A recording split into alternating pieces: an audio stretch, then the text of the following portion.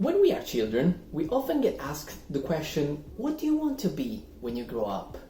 When we actually grow up, then the question becomes, what do you do? Or what is your occupation?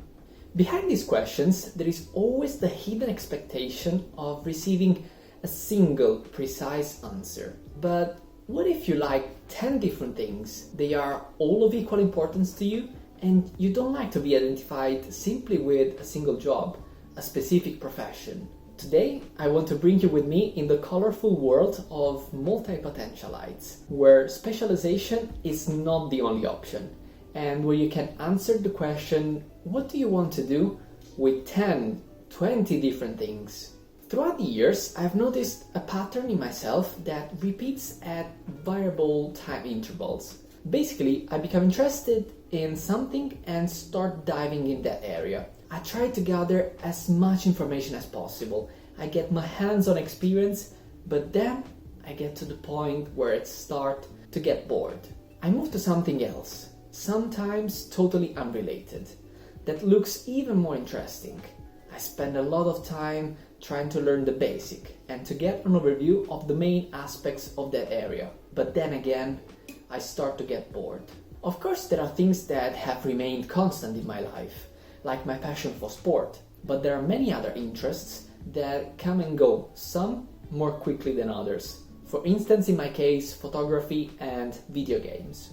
At some point, I thought it was some kind of curse. I was not able to focus on one thing for too long. I couldn't find that single activity that I would have liked to become my one and only occupation during most of my days. The funny thing is that I thought that it was wrong, when actually it should be absolutely normal. My ideas became clearer when I read the book How to Be Everything by Emilie Wapnick. The author uses the word multipotentialite to define those people that have many creative pursuits and do not aspire to specialize in just one area or activity. This is basically me. This book helped me put a framework around what it means to be a multipotentialite. So I thought it was worth sharing in this video some of the things that I learned.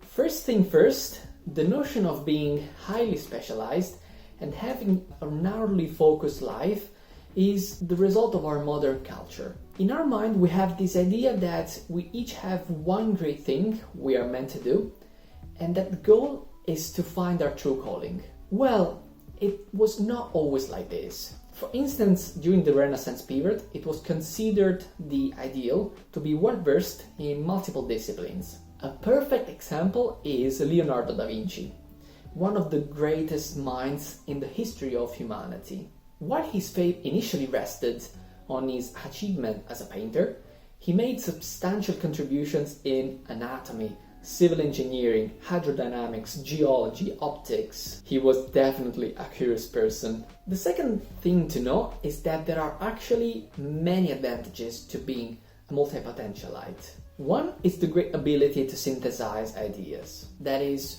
we can combine two or more fields and create something new and innovative at intersections. Then there is rapid learning and adaptability. Multipotentialites are used to being beginners and to learning new things. This means that we are less afraid of getting out of our comfort zone, and we tend to develop an optimized learning process that allows us to easily and quickly adapt to new situations. This turns out to be very useful because nowadays our economic world is changing so quickly and unpredictably that only the individuals and organizations that can pivot in order to meet the needs of the market are the ones that are more likely going to thrive. The last point I want to touch is related to the job models that can allow us to create a sustainable balance between the activities or single activity that can give us financial stability and the wide variety of interests that we might have. There are different choices and there is not one that is particularly better than the others. Also, you don't have to pick just one.